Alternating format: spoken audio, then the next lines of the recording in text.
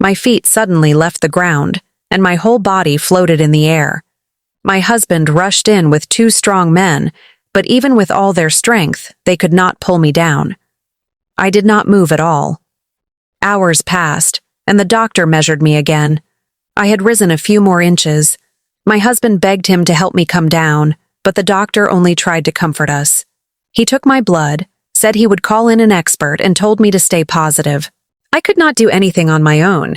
Eating, using the bathroom, even sleeping. The next day, my head touched the ceiling. Fear filled me until the expert finally arrived. He measured the distance to the floor and said that in 10 weeks, I would rise to 11,000 feet, and in 3 months, I would cross the Karman line into outer space. That meant I would die. At night, my husband smashed the floor of the second story.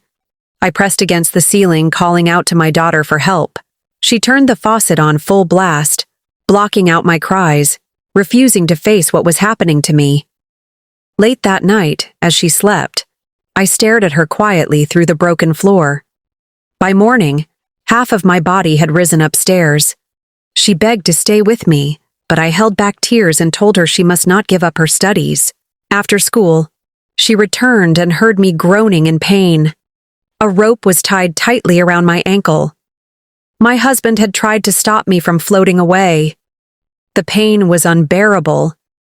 My daughter ran to the kitchen for a knife.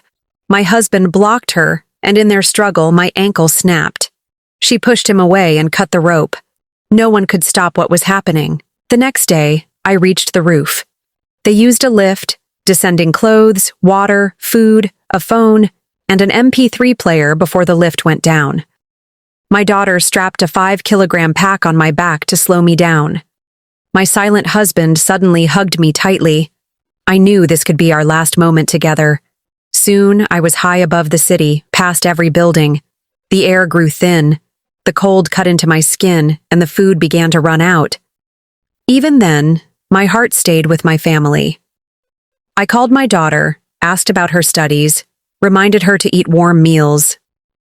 My words broke her down, but she pretended to be cold so I would not worry. When the call ended, I was overwhelmed. I listened to the songs on the MP3 she gave me and cried until the player slipped from my hands. I screamed as it fell, kicking helplessly in the air.